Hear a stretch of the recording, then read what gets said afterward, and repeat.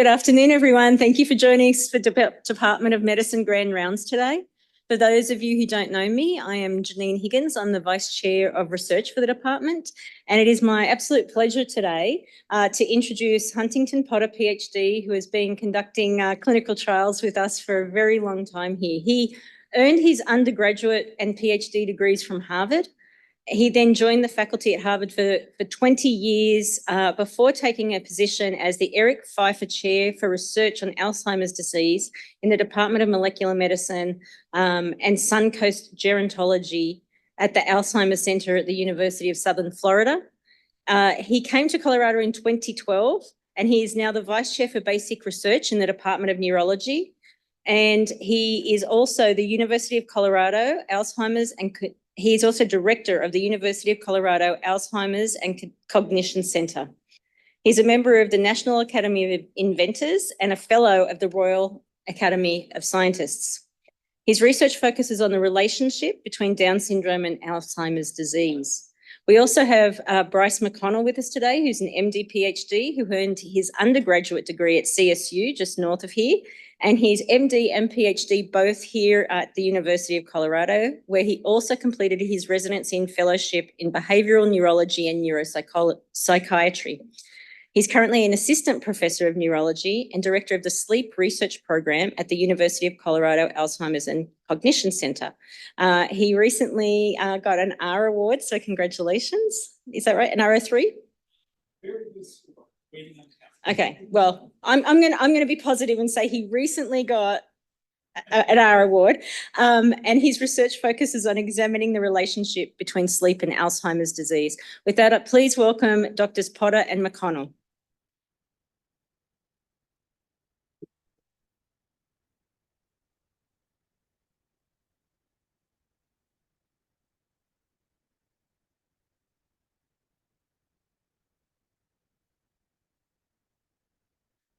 All right, my pleasure to be here. Thank you all for joining.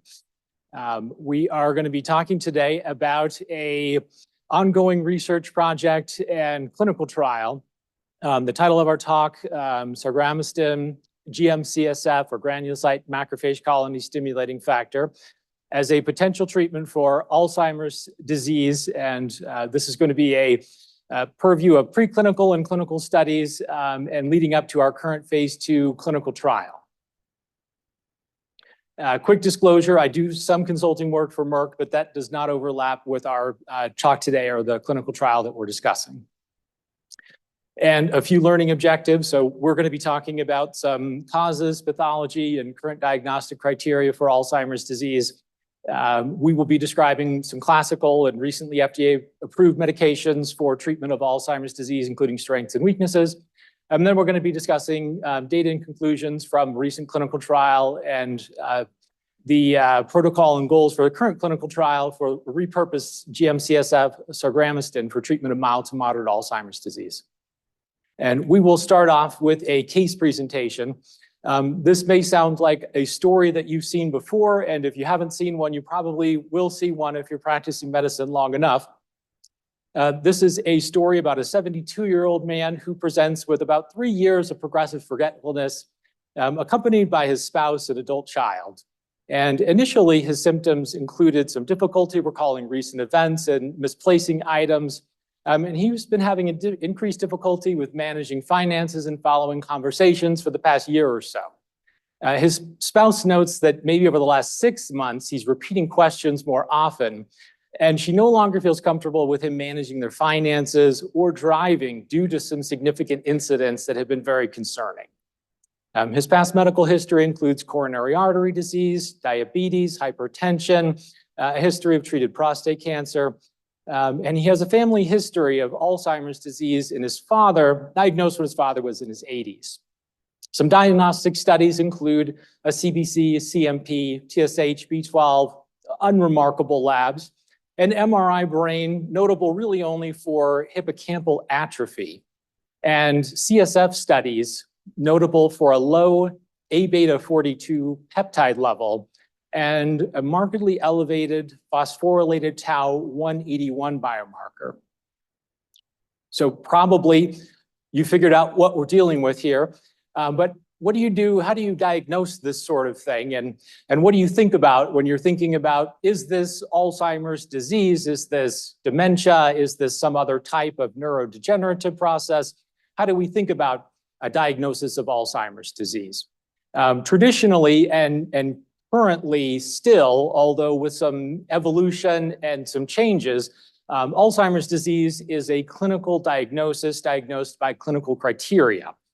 This is a syndromic diagnosis diagnosed primarily by a clinical evaluation with support from biomarker and imaging data.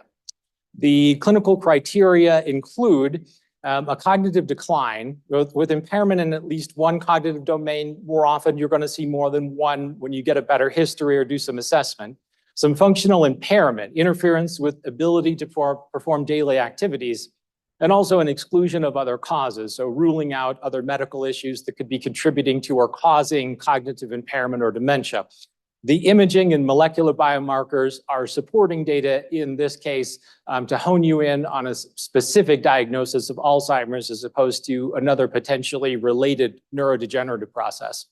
Now, this is rapidly evolving, and there are criteria proposed by the Alzheimer's Association in conjunction with the National Institute on Aging that are a research set of criteria that are evolving towards potential for clinical use. In the research criteria, the definition of the disease is biological, that you have Alzheimer's disease if you have the molecular pathology present. The symptoms in this case would indicate whether it's progressed far enough to cause significant organ dysfunction. The core biomarkers for a biological definition are the amyloid beta proteinopathy, phosphorylated tau, and neurodegeneration indicators. The way that we would measure these, typically, it would be through spinal fluid, although more recently, we have the ability to do this amyloid PET imaging for clinical indication. And I'll mention in a minute, it's really only available for advanced therapeutics at this point. Spinal fluid is a pretty good metric for measuring neurodegeneration and amyloid presence, although not perfect. Plasma assays are up and coming, and something that you'll probably hear more about if you haven't heard it about already is this phosphorylated tau 217, specifically the 217 residue, being a pretty darn sensitive and specific marker for whether someone has amyloid in their brain, and becoming a more widely available test, currently in use in mostly subspecialty practice, although with some transition to primary care settings. And then neurodegenerative and inflammatory biomarkers are available, primarily used by research, but with some clinical use, including neurofilament light and GFAP. What do you do for someone if they have Alzheimer's disease? Unfortunately, our options remain pretty limited. The therapeutic options leave a lot to be desired. The oral medications include acetylcholinesterase inhibitors, primarily donepezil. These medications enhance cholinergic transmission to try to enhance for a lack of cholinergic tone or a loss of cholinergic neurons in the disease process. And NMDA receptor antagonists, primarily memantine, helping to prevent neuronal damage caused by excessive glutamate. These medications are widely available, very commonly prescribed. Unfortunately, they're not thought to be disease modifying. They are supposed to help with symptoms. They have a modest effect at best with symptoms. The most recent medications that you probably have heard about are anti-amyloid types of therapeutics. There are three major classes or major antibodies that have been FDA approved: aducanumab, lecanemab, and donanemab. Each of these target amyloid but have a different receptor specificity for the antibody targeting. And they all have a difference in terms of their efficacy for clinical symptom. But all of them do have a very good efficacy for removal of amyloid. So all of these were tried for their ability to reduce amyloid load, and all of them do reduce amyloid load. And in fact, most people on these medications will have a return to a low or non-detectable or normal range of amyloid tracer in a PET imaging study. But that doesn't mean that they've cured the disease, unfortunately. people who have the reduction of the amyloid load continue to progress. They have a reduction in symptom progression with 2 of these medications. Aducanumab was quite controversial in that it reduced amyloid, but did not seem to affect the clinical progression of the disease. It's now probably going to be pulled from the market because nobody really wants to prescribe a medication that doesn't seem to work. Lecanemab and donanemab both have some level of efficacy, potentially 30% or so slowing of symptom progression, but with some caveats. They're quite expensive, difficult to prescribe, and with some risk. So there are imaging abnormalities noted with the use of these medications. Probably the removal of amyloid from the brain is triggering a reaction that causes some edema and microhemorrhaging. The edema and microhemorrhaging happens in potentially 20 to 30%, or maybe as high as 40% of people if you have ApoE4 positivity in the individuals who receive the medication. Most of these are asymptomatic, but a small percentage are symptomatic and can potentially be dangerous. So these medications require intense monitoring. They're intravenous infusions every other week, a lot of logistics to prescribing the medication that's an infusion that requires the intense monitoring with serial imaging and coordination to make sure that people don't receive additional infusions if they're having side effects. So we are just now starting to give this medication. Dr. R. Carlisle in Neurology set up an advanced therapeutics clinic, and the first patient in UC Health received an infusion of lecanemab in late June. We are continuing to bring people into our advanced therapeutics clinic, and that's an option available for patients who do have Alzheimer's disease and have an interest in receiving the medication, although we don't have a lot of bandwidth and we're sort of just ramping that up right now. Okay, so now we're going to talk a little bit more about what can we do given that these types of therapeutics are really not cutting it. We're quite dissatisfied with the availability of treatment options for people. And we're working hard in our Alzheimer's and Cognition Center to find better ways of understanding the disease and better ways of treating the disease. That leads me to Dr. Hunt Potter, who's going to do the next portion of the talk here and talk about what we're doing in our Alzheimer's and Cognition Center to help fix this problem.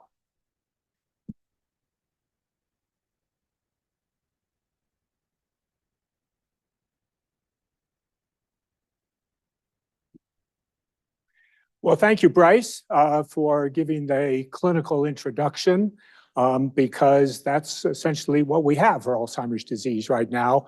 And as he indicated, the Alzheimer's and Cognition Center is dedicated to trying to develop better diagnostics and better treatments. And I'll talk essentially about one treatment that we've been working on for the last while.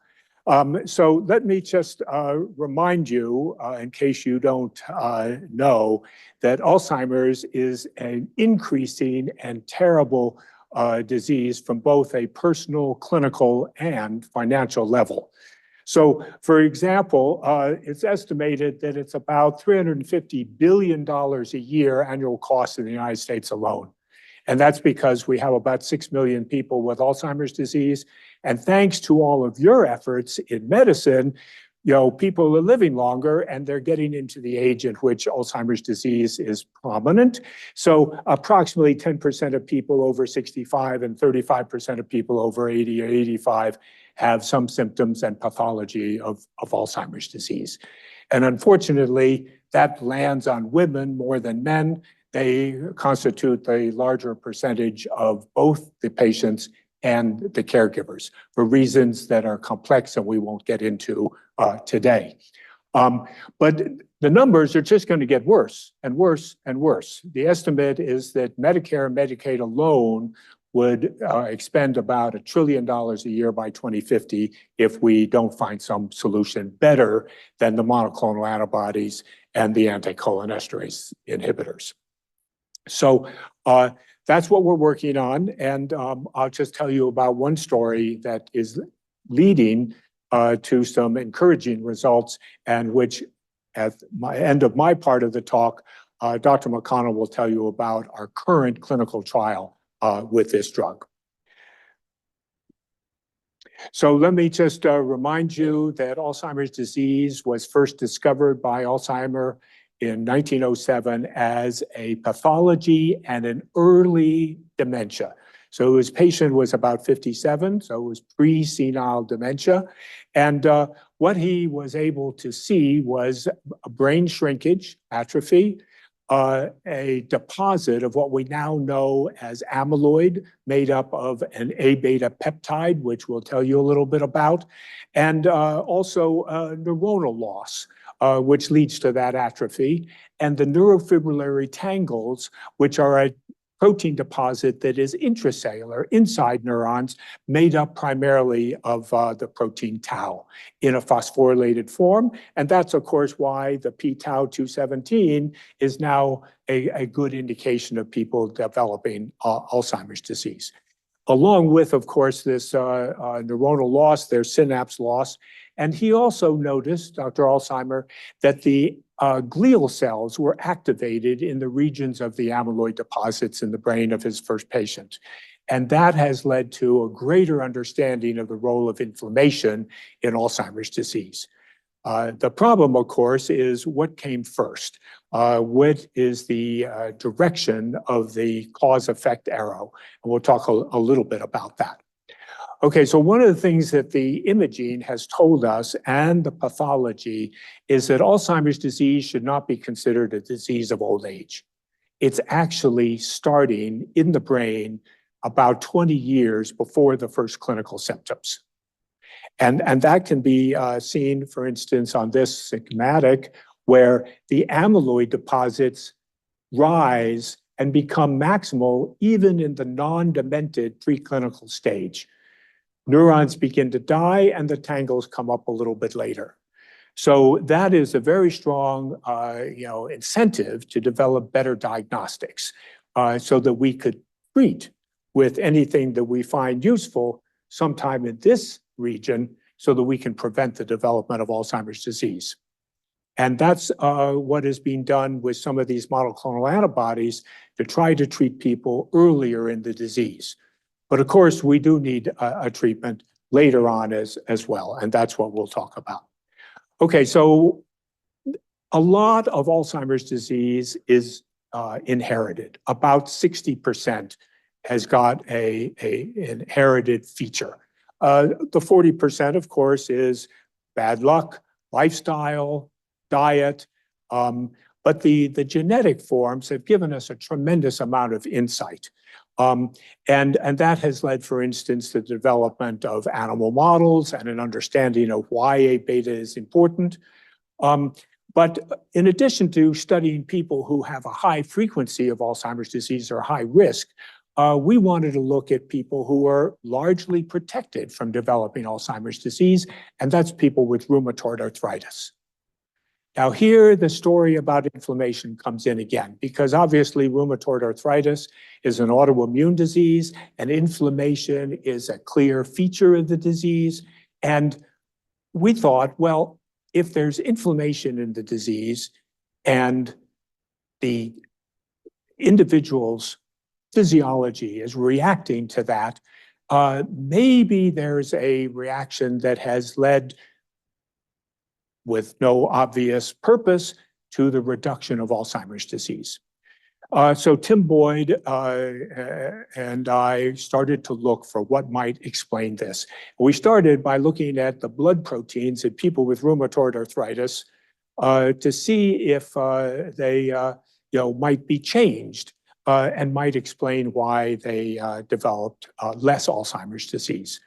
The original interpretation was that they were taking all these NSAIDs, and since inflammation was in the brains of people with Alzheimer's disease, maybe the NSAIDs was protecting the people with rheumatoid arthritis. Great idea, totally wrong. A huge trial funded by the NIH to study NSAIDs in people with Alzheimer's totally failed. No benefit whatsoever. So then the scientists were obviously disappointed, and they said, but the people with rheumatoid arthritis are taking these NSAIDs their whole lives, and so we need to start earlier in the mild cognitive impairment stage. So they started a whole new clinical trial, and it had to be stopped early because people got worse instead of better. So that suggested that we were on the right track, that we should look for some other reason why people with rheumatoid arthritis were protected. And what we focused on were certain proteins that are related to the immune system in the blood of people with rheumatoid arthritis. Now, obviously, it's an autoimmune disease, so there's an adaptive immune system, and there's also an innate immune system. So there's activation of the macrophages, for instance, in people with rheumatoid arthritis. And that's what Alzheimer found in the brain of his first patient and has been seen in every patient since then, is an activation of the innate immune system. Okay, so what we were interested in were the fact that certain cytokines, certain colony stimulating factors, GM-CSF, granulocyte macrophage colony stimulating factor, and macrophage colony stimulating factor, and granulocyte colony stimulating factor were increased in the blood of people with rheumatoid arthritis. So obviously granulocytes and macrophages are phagocytes, and they act like little Pac-Men that go around the body and eat up things that aren't supposed to be there. So we said, aha, maybe they're getting rid of the amyloid in the brain. So we did one simple experiment. We took an animal that had Alzheimer's disease that was transgenic for a human gene that gave a family Alzheimer's disease. The precursor gene, protein, encoding gene for APP, amyloid precursor protein, that generates the A-beta peptide. So what we did was we just made one injection of either GM-CSF, G-CSF, or M-CSF into one side of the brain of a mouse that was transgenic for the APP gene and made amyloid, and then artificial CSF in the other side. Waited 1 week, and 40% of the amyloid was gone in the side of the brain that was injected with GM-CSF. G-CSF was minimal, M-CSF caused problems, so this looked very promising. And GM-CSF was a well-known cytokine, FDA approved for stimulating the bone marrow in people with neutropenia for various reasons, and it was known to cross the blood-brain barrier. So we then injected the mice under the skin, and we waited for 3 or 4 weeks of injections, and then we could test not only the amyloid in the brain, but also the behavior. And what we found was that GM-CSF not only removed the amyloid, but it greatly improved the cognition of the animals, making them essentially indistinguishable from normal wild-type animals in about 4 weeks of treatment. And interestingly enough, even the normal animals of the same age got better. And the way we measured this is in this radial-arm water maze shown on my left side. So that was interesting, and it immediately suggested that we should try a clinical trial because GM-CSF is also called Sargramostim or Sargramostim. It's commercially available as leucine, and that suggests that we should try a clinical trial. So we applied to the NIH for funding. No, go back and do some more rat experiments. We didn't even use rats. The guy didn't even read the grant. But the reason that they were concerned was because GM-CSF was always touted as a pro-inflammatory cytokine. And you've got all this inflammation in the brains of people with Alzheimer's disease. They said you're going to kill them. So we finally got the IRB to allow us to use the drug for 3 weeks, which was the standard use for curing neutropenia. It was a safety trial, make sure we didn't hurt people with Alzheimer's disease. And so we started that trial, but we did some other experiments along the way while we were waiting the IRB. And we found that the GM-CSF, as I indicated in that first slide, improved the cognition of the wild-type mice, normal mice. And it improved the cognition of mice with Down syndrome. And you probably know that everyone with Down syndrome gets the pathology of Alzheimer's disease, every single one by the age of 30 or 40. And most of them are demented by the time they're 50 or 60. So this increased the number of targets for potential treatment with GM-CSF.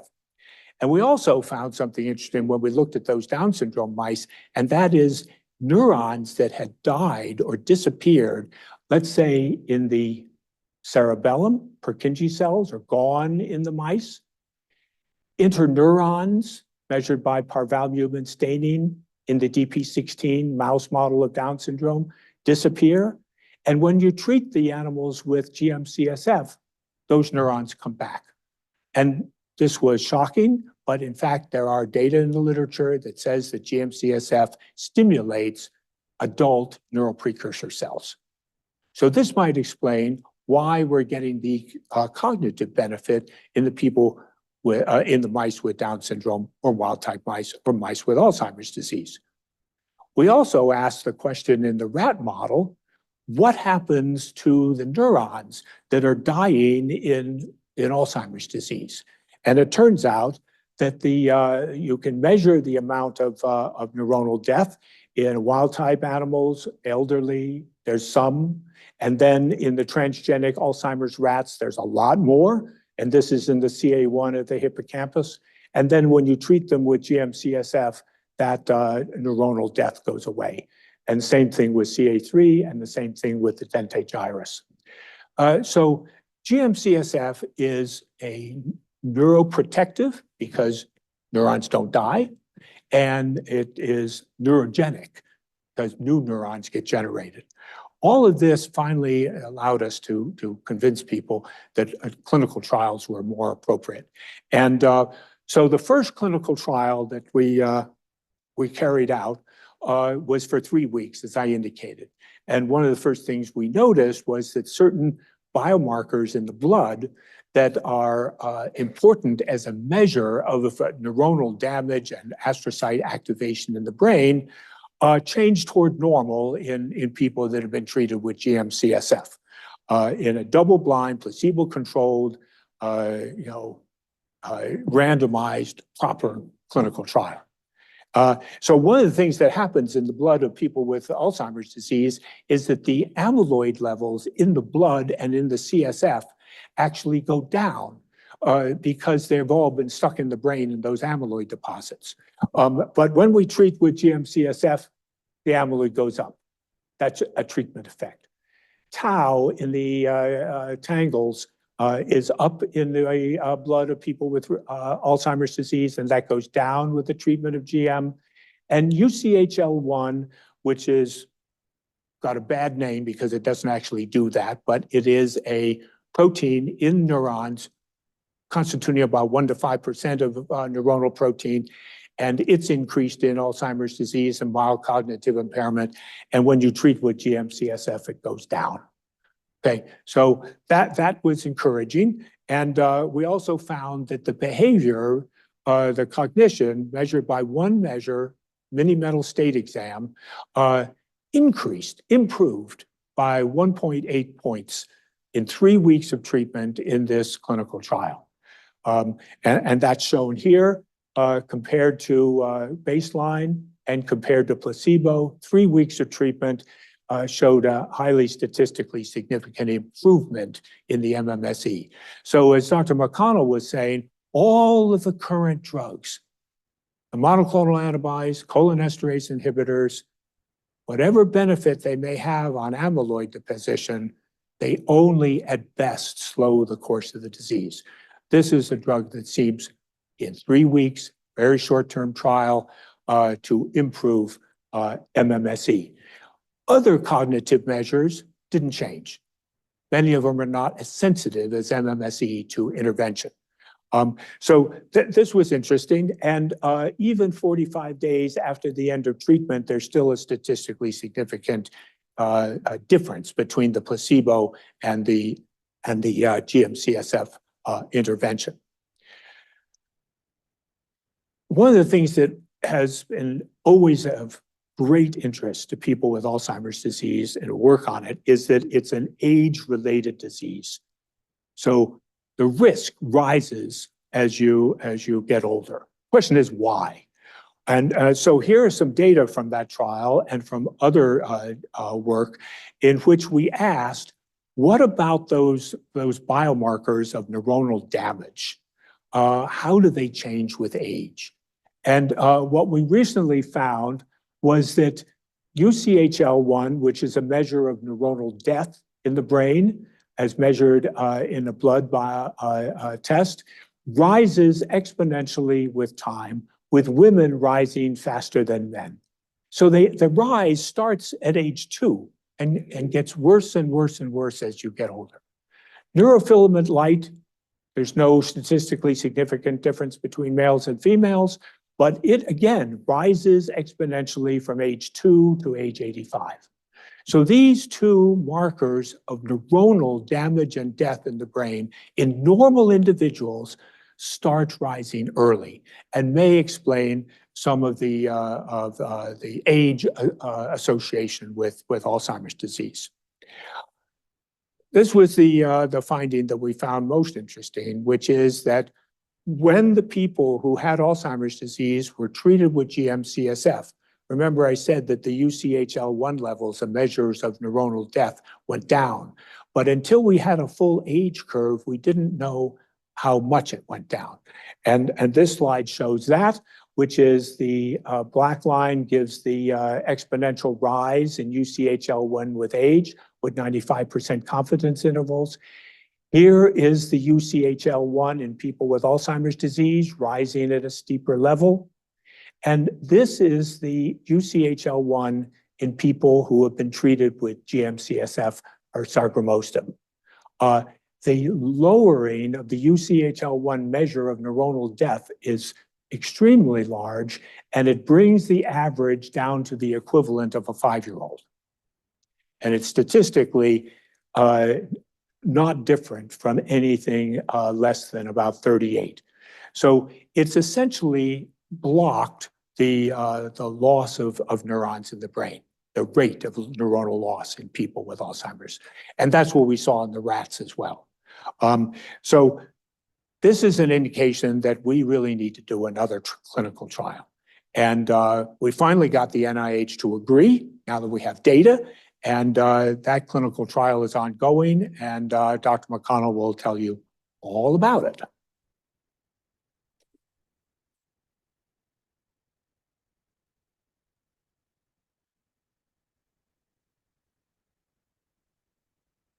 All right, thanks, Hunt. So I'm going to bring us into the home stretch, and this is just a quick overview of our ongoing efforts to follow up on all of these preliminary data that Dr. Potter presented that are very promising and have given us a lot of hope that we might be onto something new and very powerful here. This is the CSAD trial, safety and efficacy of GM-CSF Sargramostim for Alzheimer's disease. This is still a phase 2 trial with a primary endpoint of safety and tolerability, with secondary outcome measures being efficacy, cognitive outcome metrics, and molecular biomarkers looking for reduction of neuronal death, reduction of biomarkers of amyloid and tau, et cetera. We are currently enrolling people who meet research criteria for mild to moderate Alzheimer's disease.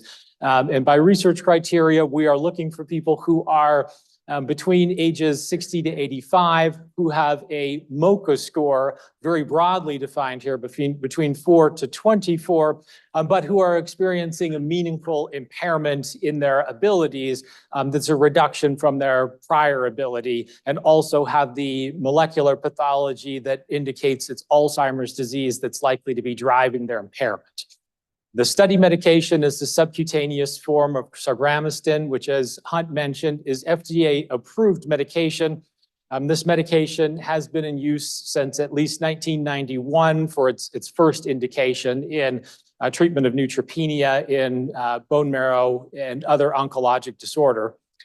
We are using it 5 days a week for 24 weeks. We're hoping that the 24-week time frame is going to be enough time to see some prolonged effect, hopefully a cumulative effect where people are building on what we saw in 3 weeks.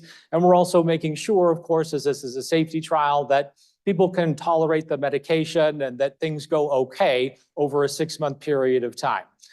So people who are enrolled have a screening period. Currently as long as 8 weeks, although we're shrinking it down to a much shorter period, about 24 weeks of treatment, and then a follow-up after they finish treatment to see if there are persistent treatment effects and to check in on people from a safety standpoint. This is randomized, placebo-controlled, 2/3 on active medication, 1/3 on placebo. The overall design here, of course, is that we're randomizing and trying to get about 42 people. We are currently up to about 10 or so, and we're looking for about 30 more people who would enroll into our clinical trial. We're currently able to do things to assist. As you might imagine, 6 months on a study drug can be a long time. So we're sending home nursing agencies to people's homes, making it as convenient as possible so that they don't have to commute to Anschutz and that people can come to them. Safety labs are being monitored as well, and those are also done in the home setting or remote away from Anschutz to minimize burden on participants. We do have cognitive outcome metrics as well as imaging metrics, MRI, PET scan, et cetera. People can do an optional spinal tap if they want to in the trial, but we are also enrolling based on just amyloid PET imaging for people who are averse to having a spinal tap. So far, we have very good safety data. None of the people who have been in our trials have reported any treatment-related significant adverse events. The majority of our adverse events have been mild, mostly injection site reactions. And we haven't had any serious safety concerns over about 130 person weeks on trial. We would love to have anybody who wants to partner with us, either help us to identify patients who might be interested in the trial and or potentially become more involved in our clinical trial, having opportunities to participate in the research or partner with us in a way that allows us to contact patients and let our research staff sort of work on making communications with people. So if anybody has any interest in Alzheimer's research or helping their patients to identify this study, or learning more about, in general, what we're doing with our clinical efforts or our other work in the CU Alzheimer's and Cognition Center, please do reach out. We have information in the back of the room, study flyers. We have swag that's branded with all of our logos. We have flyers that can be made available for patients in clinic. We have business cards that have research trial information on them that can be handed out. Please take whatever you'd like and contact us if you want more information or would like more material to be able to share with people. And thank you so much for attending our talk today and for listening. And we would love to hear from you. So that wraps it up. We are in a very large Alzheimer's and Cognition Center. This is probably not even an exhaustive list of all the people who have been with us and helped us along the way. And of course, we're very appreciative for all of that. And we'll end here with the QR code for the CME and questions. And Dr. Potter can also help to address questions as they come up. But I'm happy to start if there are any questions that you have for me.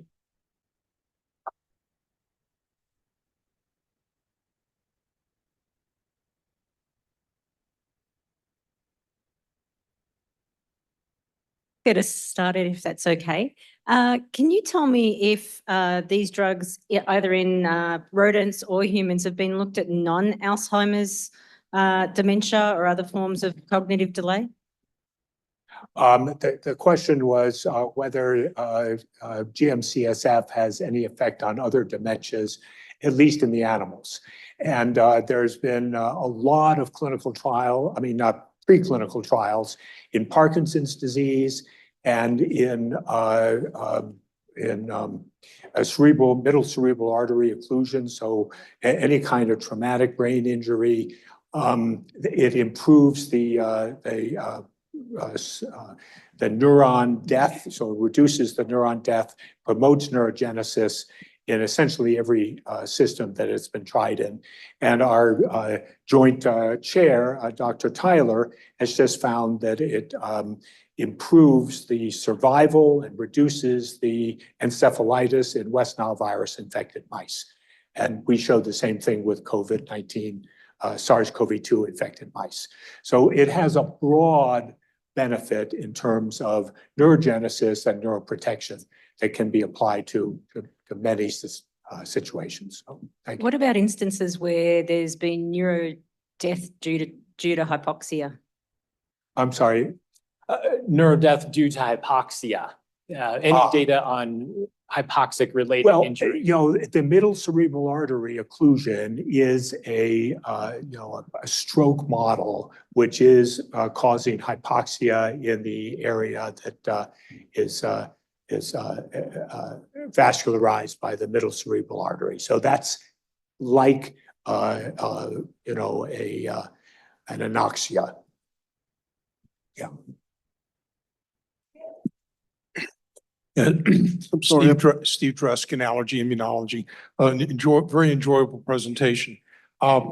Two questions come to mind. One, both probably very naive. One is, do patients with rheumatoid arthritis on biologic modifier drugs revert to the mean? And the second question is this part of the reason why people who are frequent blood donors tend to do very well in general? Okay, well, I'll let Dr. McConnell answer the second question. I'll answer the first question. The biologics, of course, have taken over the treatment of people with rheumatoid arthritis. And we don't have any knowledge of what their long-term risk for Alzheimer's disease might be. All of the early data were before those biologics were available, showing that the rheumatoid arthritis was protective. Is anybody following up on your biomarkers in patients with rheumatoid arthritis who are on biologic modifiers to see if there's a signal coming? Yes, because we now have age curves through age 2 to age 85, we're going to be asking whether people with rheumatoid arthritis show a difference in those biomarker curves. And we'll also be doing that with, we have a collaboration with Northwestern for super agers. And we have a collaboration with the Parkinson's guy to look at blood biomarkers in his Parkinson's trial. We want to look at people who have been on the DASH or the Mediterranean diet. I have a friend at the NIH who has done caloric restriction. All of these interventions that have had small but very interesting effects on either treating or reducing the risk of Alzheimer's disease may very well have an effect on these blood biomarkers related to age. And that's all planned, yes. And there was a second question, but I'm afraid that I'm going to have to ask you to repeat it if that wasn't already answered. So people who are frequent blood donors and in naive way may have pulses of GM-CSF naturally occurring. People with who are frequent blood donors tend to do very well physiologically. Partly the fact they're doing well physiologically may be why they're blood donors. But, you know, is there any thought that this may be a contributor? Yeah, I'm unaware of any research to date looking at blood donation and risk of neurodegenerative disease, but it's very interesting. As you pointed out, there's probably a bit of a challenge in sorting out whether the blood donors are healthy and therefore are donating blood more often because of lifestyle and other choices. Now, from a research point of view, you have supreme ascertainment bias. Yes. Very nice presentation. If GM-CSF is thought to work in part by decreasing amyloid, why would you not see microhemorrhages with this agent like you see with the more direct anti-amyloid drugs? Okay, good question. In the 3-week trial, we saw no ARIAs at all. But of course, that's early in the, usually people who are on the monoclonal antibodies see ARIAs within 3 or 4 weeks. We did not see any. But the difference is that the monoclonal antibodies label all the amyloid everywhere, right? And the macrophages are probably responsible for trying to get rid of the amyloid in the vascular deposits. And that may cause damage to the vascular wall. So as Dr. McConnell was indicating, the monoclonal antibodies have many effects. Some of them put their thumb on this side of the scale, getting rid of amyloid. Some of them are putting their thumb on that scale, which is causing vascular wall damage. GM-CSF probably doesn't do that because it's activating the microglia to naturally get rid of the amyloid. But we never saw that in the mice, and so far we haven't seen that in the people. But of course, that's why we're doing the 24-week safety trial to make sure with regular MRIs that we don't see ARIAs popping up a little later. Good, thank you.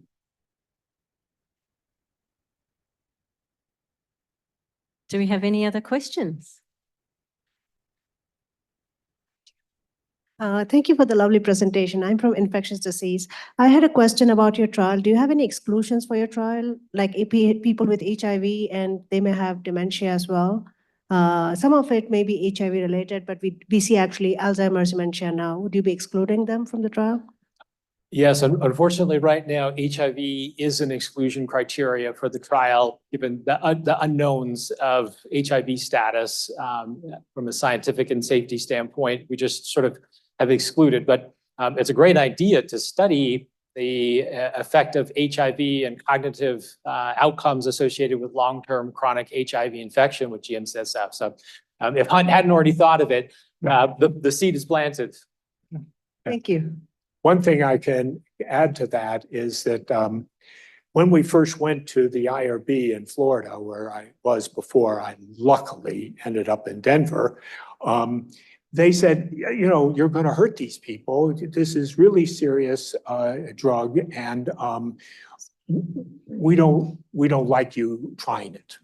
So then we had to do some literature search, and we could come back. And finally, they said, look, we're not going to let you try this drug, which is a pro-inflammatory cytokine in people with Alzheimer's disease, until you show us in humans a clinical cognitive benefit.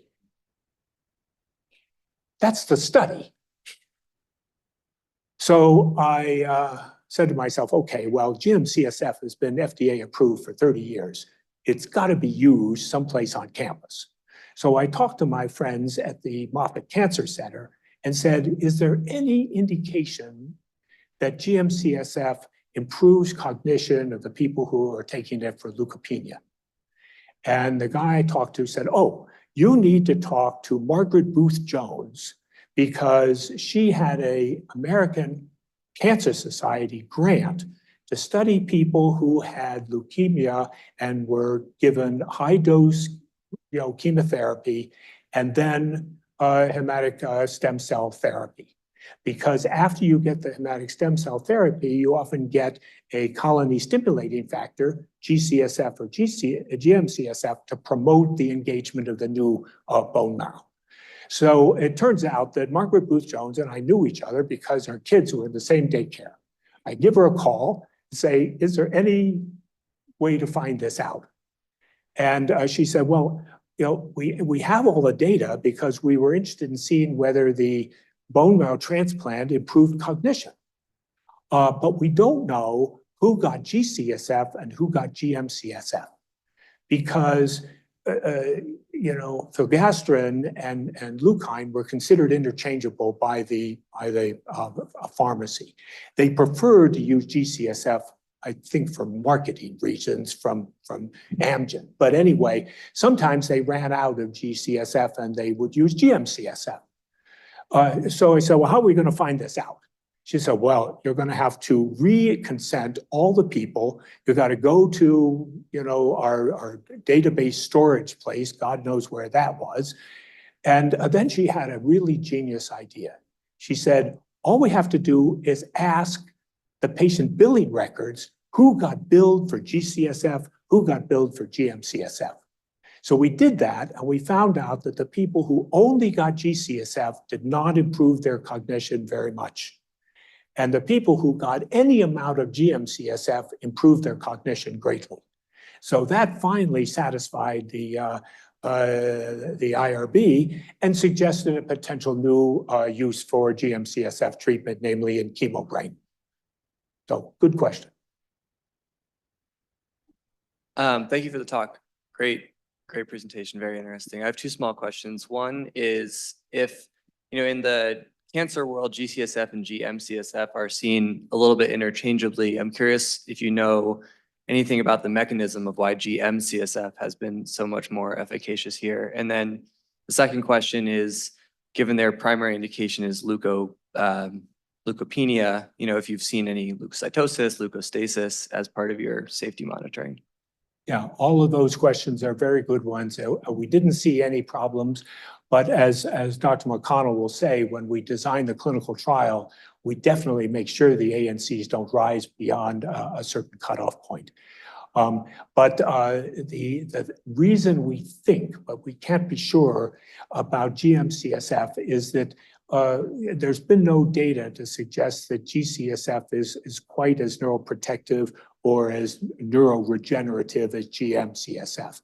But the other thing is that if you're going to get rid of the amyloid in the brain, you have to stimulate the microglia, which are, of course, the brain macrophages. And so GCSF is not going to do that. Only GM-CSF is going to do that. But, you know, it's a little hand-waving about exactly how it's working. Thank you for your talk. I have a little bit more of a logistical question. Say that the safety and efficacy trial goes through and shows good results. What does the timeline look like for next steps with research like this, and about how long a treatment like this would end up coming to fruition? Say money, maybe. Money, right. You want to handle that? Yeah, I think you're probably better to handle the questions about timelines for launching the next phase of clinical trial work. But these things move very slowly, and some of it has to do with intellectual property rights and marketability, and some of it has to do with, you know, what can be funded by NIH or philanthropic organization, and what is really only going to be funded by a pharmaceutical company. As of now, this work is funded through NIH and philanthropy. I can tell you that we had the idea back in Florida in 2007, and we used state money to do the preclinical work. We published that in 2011, and we didn't publish the clinical trial until 2021. And all of that was funded by philanthropy. And philanthropy, you know, you got to raise the money, you got to use it, and then you got to raise some more money. It's an expensive problem. Our patent for using GM-CSF in Alzheimer's disease is about to expire because it has taken so long to get the clinical trial done. So we're going to have the NIH and not a pharmaceutical company fund a phase 3 trial. And that's probably going to take 3 or 4 or 5 years, I would say. We have heard of people using GM-CSF off-label with positive results.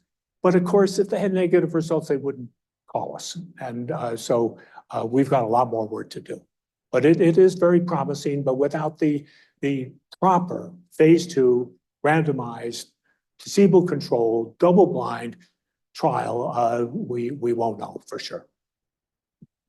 We're coming to the top of the hour, so I would like to wrap up by pointing out a couple of really important things that Drs. Potter and McConnell have really brought to the table today, not just their excellent science and relationships with patients and advocacy for a cure for a really terrible disease, but the power of teamwork and team science. Talk to your colleagues, talk to your PhD colleagues, your MD colleagues, your APP colleagues. Everybody has seen a different piece of the puzzle, and I found the stories fascinating about, you know, getting back to the root data to move forward. Sometimes you've got to go backwards to go forwards, and to really engage in team science and talk to everybody. So thank you so much for your excellent presentation today, for all the work you've been doing and continue to do. And thank you for being with us today.